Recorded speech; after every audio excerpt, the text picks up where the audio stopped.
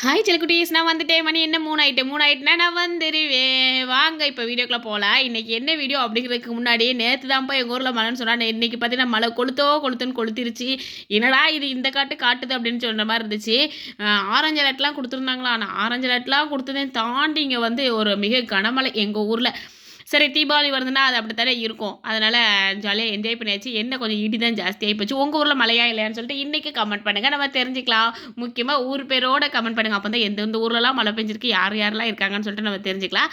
இப்போ வாங்க வீடியோக்குள்ளே போகலாம். இன்றைக்கி என்ன வீடியோ கொண்டு வந்திருக்கேன் தெரியுமா? தீபாவளியை ஜாலியாக கொண்டாடிட்டே சேவிங்ஸும் பண்ணலாம். அது எப்படி திமிங்கொள்ள முடியும் அப்படின்னு சொல்லிட்டு நீங்கள் கேட்பீங்க. பட் முடியுமே, அது எப்படிங்கிறத நான் இன்றைக்கி வந்து சொல்ல போகிறேன். அதுக்கு முன்னாடி எப்பவும் போல் நீங்கள் லைக் பண்ணுங்கள், ஷேர் பண்ணுங்கள், கமெண்ட் பண்ணுங்கள், சப்ஸ்கிரைப் பண்ணுங்கள். இப்போ வாங்க வீடியோக்குள்ளே போகலாம். திண்டாடிட்டு கொண்டாடுறத விட அப்படிங்கிறத விட கொண்டாடிட்டு சேவிங்ஸும் பண்ணிடலாம். ஈஸியாக பண்ணலாம். கொண்டாடிட்டு ஜாலியாகவும் இருக்கலாம். அது எப்படிக்கா முடியும்? கொண்டாட்டம்னாலே அதில் வந்து செலவு தனக்கா இருக்கும் அப்படின்னு சொல்லிட்டு நீங்கள்லாம் கேட்பீங்க. கண்டிப்பாக கிடையாதுப்பா. நம்ம வந்து யோசித்து நம்ம ஒவ்வொரு விஷயமும் செஞ்சோன்னா செலவு மட்டும் இல்லை, சந்தோஷம் தான் நிறையா இருக்கும். சேவிங்கும் அதில் வந்து அதிகமாகவே இருக்கும். ஸோ சேவிங்ஸை செஞ்சுக்கிட்டே நம்ம வந்து ஈஸியாக கொண்டாடலாம். மேக்ஸிமம் தீபாவளி முடிஞ்ச உடனே சேவிங்ஸ் வந்து ஸ்டார்ட் பண்ணிடுங்க. நான் சொல்கிறத வந்து இதில் ஃபஸ்ட்டே நான் சொல்லிடுறேன்ப்பா. இதில் வந்து சீட்டு போடுறத பற்றி நான் சொல்லவே இல்லை. கண்டிப்பாக அதாவது தீபாவளி ஃபண்டுன்னு சொல்லிட்டு ஒரு சீட்டுலாம் போடுவாங்களா இல்லையா, அந்த ஃபண்டை பற்றி நான் சொல்லவே இல்லை. இது வந்து வேறு. இது வந்து நம்மளோட ஐடியா எப்போவுமே யூனிக்காக தானே இருக்கும். ஸோ அந்த ஐடியாவை தான் நான் இப்போ சொல்ல போகிறேன். நம்மளோட ஐடியா எப்போவுமே யூனிக்காக இருக்கும்னு உங்களுக்கு நல்லாவே தெரியும். அப்போ தான் நம்ம வந்து ஜாலியாகவும் கொண்டாடலாம். தீபாவளினாலே நமக்கு செலவுன்ட்டுலாம் கிடையாது. தீபாவளினாலே நமக்கு சந்தோஷம் மட்டும்தான் இருக்கும். இப்போ ஃபஸ்ட்டு என்னென்னு பார்த்தீங்கன்னா, ட்ரெஸ்ஸில் தான் முதல்ல போய் போடுறது. 10,000க்கு ஒரு ட்ரெஸ் எடுக்கிறோன்னு வைங்களேன், அது வந்து நல்ல கிராண்ட் லுக்காக இருக்கும் அப்படின்னு பார்த்தீங்கன்னா, அவன் வந்து லைட்டு வெளிச்சத்துக்கு வந்தால் கிராண்ட் லுக்கு கொடுக்கும். அதே நம்ம வீட்டுக்கு வந்துட்டோன்னு வைங்களேன், அந்த கிராண்ட் லுக்கு என்னன்னு தெரியல, கொஞ்சம் கம்மியாயிரும். பட் நம்ம 2,000க்கு ஒரு சாதாரண சுடிதார் இல்லை ஒரு சாரீ எடுத்துகிட்டு போவோம். அதை பார்த்தீங்கன்னா வேறு லெவலில் நம்மளை வந்து எடுத்து காட்டும். நம்ம கலருக்கு அதை வந்து ரொம்பவே ஹைலைட் கொடுக்கும். என்னடா இது 10,000க்கு எடுத்தோம் நல்லா இல்லை, ஆனால் 2,000க்கு எடுத்துருக்கோம் இப்படி நச்சுன்னு இருக்கடா அப்படின்னு சொல்லிட்டு எல்லாருமே சொல்லுவாங்க. அந்தளவுக்கு வந்து சூப்பராக இருக்கும்.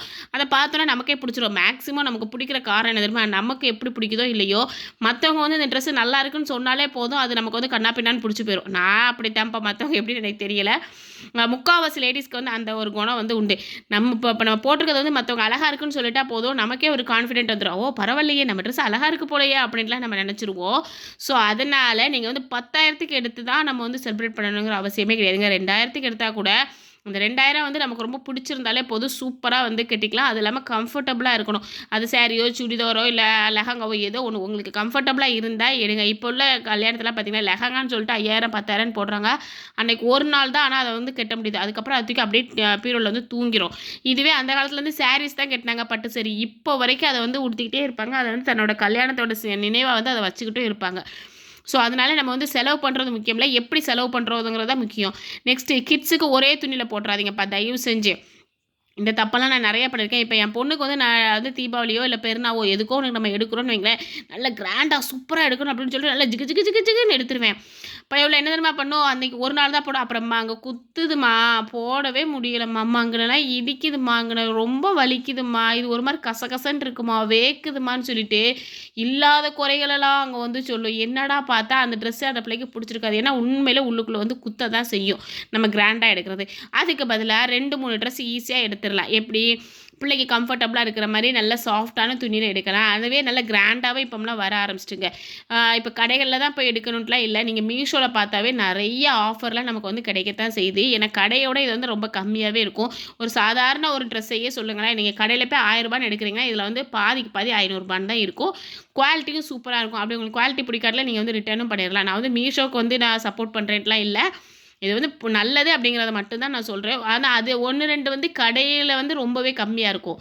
மீஷோவில் பார்த்தீங்கன்னா ரொம்ப ஹையாக இருக்கும். ஸோ எதில் கம்மியாக இருக்குன்னு சொல்லிட்டு நீங்கள் தான் அதை உட்காந்து ஃபஸ்ட்டே யோசிக்கணும். அடுத்த மாதம் தீபாவளி வருதுன்னா இப்போவே உட்காந்து யோசிக்க ஆரம்பிச்சிடணும். உண்மையை சொல்லட்டா, நான் வந்து அடுத்த மாதம் பெருநாள் வருதுன்னு வைங்களேன், இப்போவே உட்காந்து நான் பார்க்க ஆரம்பிப்பேன். இங்கே எவ்வளோ ட்ரெஸ்ஸு, அங்கே எவ்வளோ வரும், இங்கே எப்படி எப்படி இருக்கும், அங்கே போனால் எவ்வளோ கம்மியாகும், இதை எடுக்கலாமா வேண்டாமா, இந்த வடிவேலு சொன்ன மாதிரி இந்த ஊர்லேயே இருக்கலாமா இல்லை துபாயை பார்த்து போயிடலாமா, என்னென்னு எதையாவது ஒரு விவரமாக சொல்லு அப்படிங்கிற மாதிரி நான் என் மைண்ட் வாய்ஸ்ட்டு கேட்டுக்கிட்டே இருப்பேன். ஸோ நீங்கள் அந்த மாதிரி செஞ்சீங்கன்னா உங்களுக்கு ரொம்ப ரொம்ப ஈஸியாக இருக்கும்ப்பா. இது மூலமாக குமுதாவும் ஹாப்பி, நம்மளும் ஹாப்பி. நெக்ஸ்ட்டு ட்ரெஸ் எடுக்கும்போது ரொம்ப கிராண்டாக எடுத்து ஒரு நாள் மட்டும் போட்டுட்டு மறுநாள் உள்ளே வச்சு தூங்க போகிறதுக்கு பதிலாக நல்லா கம்ஃபர்டபுளாக நான் சொன்னதே தான் 2-3 ட்ரெஸ் எடுத்து ஜாலியாக நம்ம என்ஜாய் பண்ணிக்கலாம். காலைல ஒன்று, மதியானம் ஒன்று, நைட் ஒன்றுன்னு போட்டுக்கலாம். ஸ்கூலுக்கு போகிற பிள்ளைங்களா இருந்தால் சொல்லவே வேண்டாம். எங்கள் அம்மா இன்றைக்கி எனக்கு 3 ட்ரெஸ் எடுத்துருந்தாங்க தீபாவளிக்கு அப்படிம்பாங்க. அப்போ இன்னொரு பிள்ளை சொல்லி எனக்கு வீட்டில் ஒரே ஒரு ட்ரெஸ் தான்ப்பா அப்படின்னு. உங்கள் பார்த்தியா உங்கள் வீட்டில் ஒரே ஒரு ட்ரெஸ், எங்கள் அம்மா எனக்கு 3 எடுத்து கொடுத்தாங்க அப்படின்னு சொல்லிட்டு பிள்ளைங்க அப்படியே ஒரு கெத்தை காட்டுவாங்க பாருங்கள். அதெல்லாம் வேறு லெவலில் இருக்கும். ஏன்னா நான்லாம் அந்த மாதிரி காட்டியிருக்கேன். நெக்ஸ்ட்டு பார்த்திங்கன்னா துணியில் போடுற காசை எடுத்து கொஞ்சம் மிச்சப்படுத்துங்க. இப்போ 10,000க்கு பிள்ளைக்கு ட்ரெஸ் எடுக்கிறீங்களா, ஒரு 2,000க்கு எடுத்து மிச்சம் 8,000க்கு பிள்ளைக்கு ஒரு கொலுசு எடுங்க, இல்லைனா ஒரு கொடி எடுங்க. உங்கள் பிள்ளைங்களோட வயசை பொறுத்து.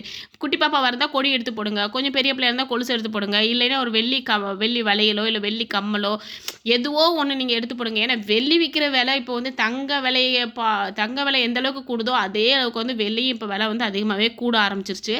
உங்களுக்கே தெரியும்னு நினைக்கிறேன். தங்க விலை 12,500 வெள்ளி வந்து ஒரு கிராமே 250 ரூபா 220 ரூபா கிட்ட வந்துருச்சு. ஸோ அதனால் நீங்கள் வெள்ளியோ தங்கமோ உங்களால் முடிஞ்சது எதையோ ஒன்று வந்து எடுத்து வச்சுருங்கப்பா.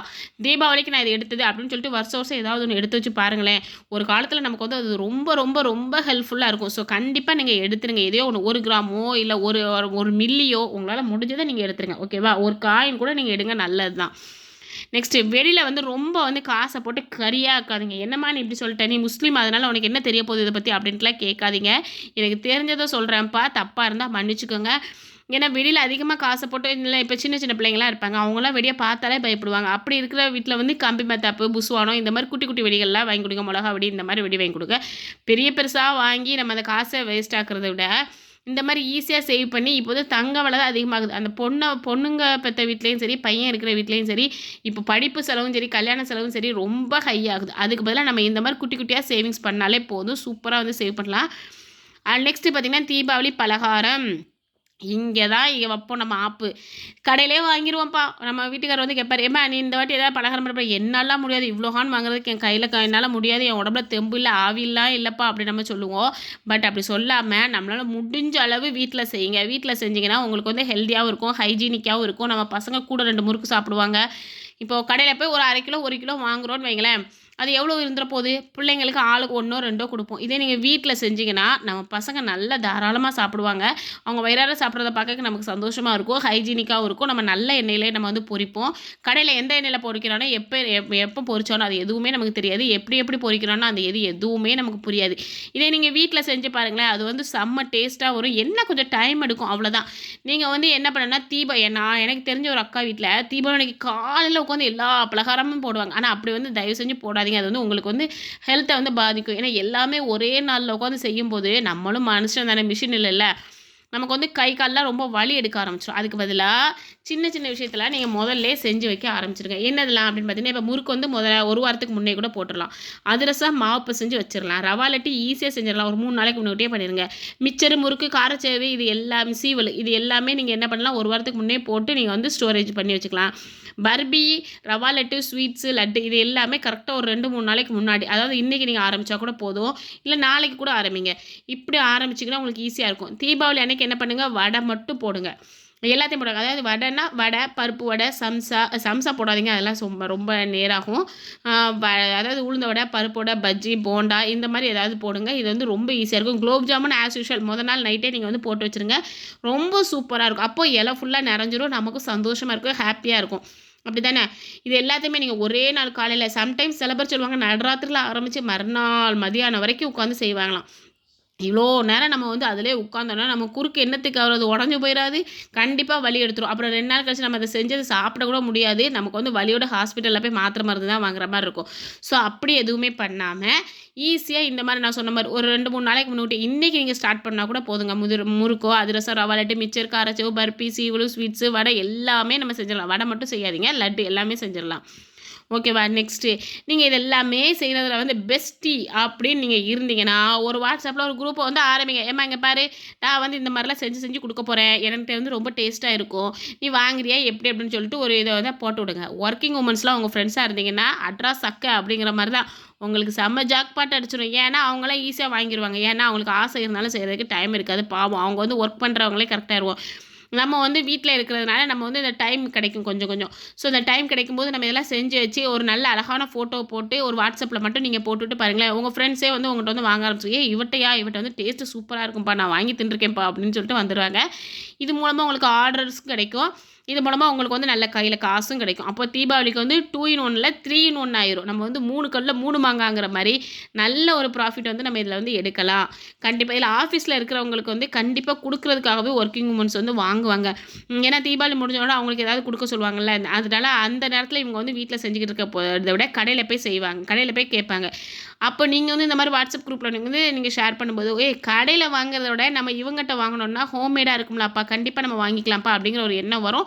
ஸோ கண்டிப்பாக உங்கள்கிட்ட வாங்குவாங்க. ட்ரை பண்ணி பாருங்கள். குரூப்பில் ஷேர் பண்ணுங்கள், அதுவே போதும். அப்படி இல்லையா ஸ்டேட்டஸ் வைங்க. ஏன் 2யுமே கூட பண்ணுங்களேன். ஸ்டேட்டஸ் வச்சு குரூப்லேயே ஷேர் பண்ணுங்கள். யார் இப்போ எவன் வந்து கேட்க போகிறா, நம்ம தானே, நம்மளே ராஜா நம்மளே ராணிங்கிற மாதிரி நீங்கள் போட்டு விடுங்க. கண்டிப்பாக சக்ஸஸ்ஃபுல் ஆகும்.